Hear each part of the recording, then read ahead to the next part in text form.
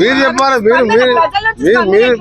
మీ ప్రజలలో మీరు ఏం సర్వే చేసిండ్రు, ఎట్లా ఉంది ప్రజల నాడు ఎట్లుందో మీరు కూడా చెప్తే మంచిది. మాకు మేము ఎట్లా మేము గెలుస్తున్నామని చెప్తాం 30 నుంచి 50,000 మెజార్టీతో. మీరు రిపోర్టరు ప్రజల మధ్య మార్పు కోరుతున్నారు.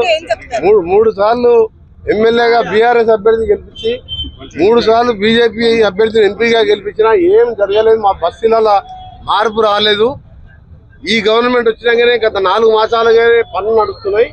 తప్పకుండా కాంగ్రెస్ ఓటేస్తామని కుల మతాలకు అతీతంగా ముఖ్యంగా మహిళలు ఈరోజు మా బస్తీలలో ఉన్న బాధలు కానీ గతంలో పీజీఆర్ కాంగ్రెస్ ఆ రోజు ఎమ్మెల్యేగా ఉన్నప్పుడు చేసిన కార్యక్రమాలు తప్ప ఏం జరగలేదు. ఇవాళ మళ్ళా రేవంత్ రెడ్డి గారు మా మంత్రుల్లో మేమందరం కలిసి హైదరాబాద్ అభివృద్ధిని కంకణం కట్టుకొని ఏ విధంగా మెట్రో రైలుతో సహా ఔటర్ రింగ్ రోడ్ వేసి అక్కడే ఎయిర్పోర్ట్ కట్టి ఇలా కోకాపేట లాంటి SEZ తీసుకొచ్చి లక్షలాది మంది ఇలా ఐటీ ఉద్యోగులు ఉన్నారంటే అది కాంగ్రెస్ ప్రభుత్వం చేసింది. అది కాదని చెప్పండి.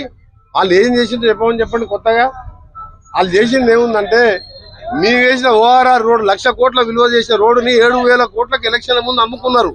అది చేసింది వాళ్ళు 7,000 కోట్లకు అమ్ముకున్నారు. దాని విలువ ఇవాళ భూమి విలువతో సహా రోడ్డు విలువ చూస్తుంటే 1,00,000.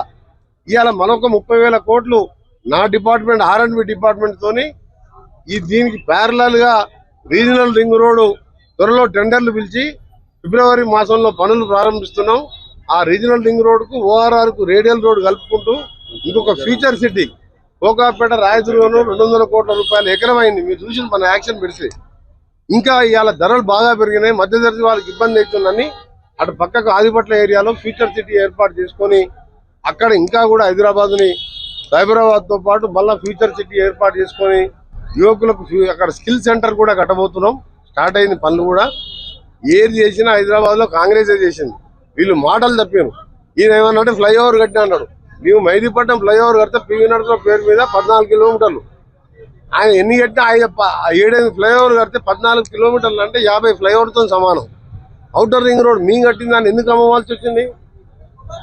7,000 కోట్లకి ఆయన మొత్తం పర్మనెంట్ గా రాసిచ్చిన ఆయన రోడ్డు ఇలా సంవత్సరానికి దానికి ఆదాయమే 1000 కోట్లు వస్తుంది. మా కాంగ్రెస్ పార్టీ మళ్ళీ ఇవాళ 30,000 కోట్లు రీజనల్ రింగ్ రోడ్ మా డిపార్ట్మెంట్ R&B డిపార్ట్మెంట్ సంబంధించి పనులు కూడా మొదలు పెడుతున్నాం. ల్యాండ్ ఎక్విజిషన్ అయిపోయింది.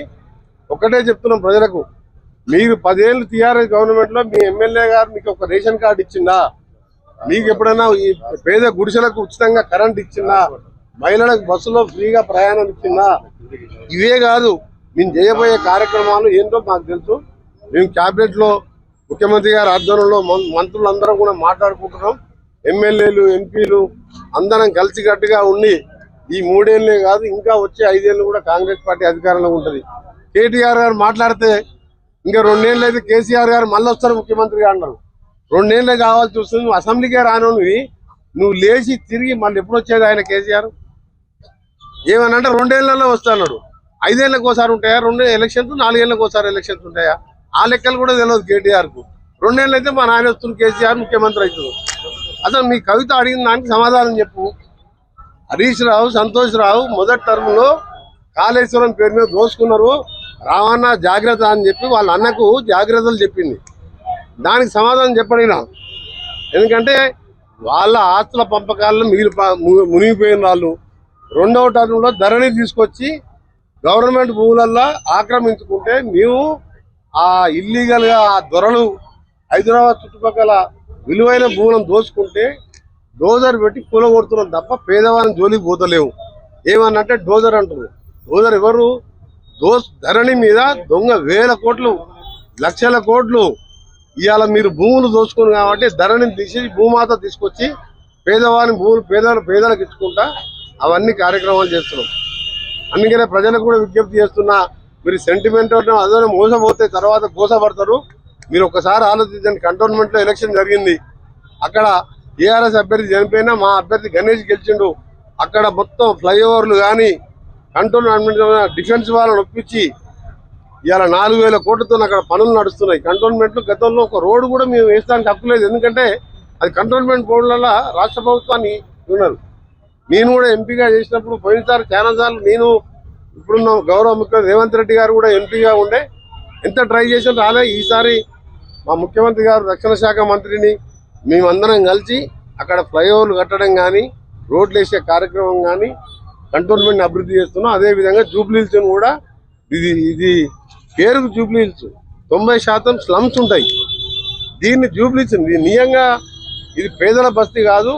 ప్రతి ఒక్క పేదవానికి అన్ని వసతులు ఉండే విధంగా దీన్ని డెవలప్ చేయాలనే లక్ష్యం పెట్టుకున్నాం. ఇప్పటికే పనులు నడుస్తున్నాయి. ఈ ఎలక్షన్ల తర్వాత కోడ్ పూసిన తర్వాత ఈ పనులందరూ కూడా మంత్రులుగా ఒక నవీన్ యాదవ్ ఒక్కడే కాదు ఎమ్మెల్యేగా ఆయనకు తోడుగా మీ మంత్రులం ముఖ్యమంత్రి గారు దీని మీద ప్రత్యేక దృష్టి పెట్టి ఇవాళ ఓట్ల కోసం హామీ ఇచ్చి పోవడం కాదు. మేము ఉండేది ఇక్కడనే కాబట్టి తప్పకుండా జూబ్లీహిల్స్ మీద దృష్టి పెట్టి అన్ని సమస్యలు ఇవాళ కరెంటు సమస్య ఉంది. ఇళ్ళ కరెంటు తీగలు పోయి హైటెన్షన్ లైన్ పోయి ఎంతో మంది చనిపోయినారు. 3 సార్లు గెలిచిన ఎమ్మెల్యేగా లైన్ మారవలేడా? నేను కూడా 5 సార్లు ఎమ్మెల్యేగా గెలిచిన చూసాగా అసలు ఎప్పుడో మార్చుకున్నా గవర్నమెంట్ ఉన్నా లేకున్నా. అందుకనే ఇవన్నీ కూడా చేయడానికి మా నవీన్ యాదవ్ ఒక యువకునికి అవకాశం ఇవ్వని చెప్తే వ్యక్తిగతంగా ఆయనని పట్టుకొని ఆయన బస్సులలో తిరిగి ఏం కార్యక్రమాలు చేస్తున్నో ప్రజలే చెప్తున్నారు. అన్నీ ఓడిపోతుంది కాబట్టి వ్యక్తిగతంగా ఆకురవుడు అని చెప్పి అదని ఇదని ఇష్టం ఉన్నట్టు మాట్లాడుతున్నావు. నువ్వు నిజంగా 10 ఏళ్ళు అధికారంలో ఉండి జూబ్లీస్కి చేసినా అని చెప్పి ఓటు అడగాలి తప్ప ఆ అబ్బాయి పేద ప్రజలకు యువకులకు అండగా ఉండే యువకుని పట్టుకొని ఆ విధంగా మాట్లాడడం అంటే ఓడిపోయినట్టే లెక్క వాళ్ళు. Subscribe us and press the bell icon for more interesting updates.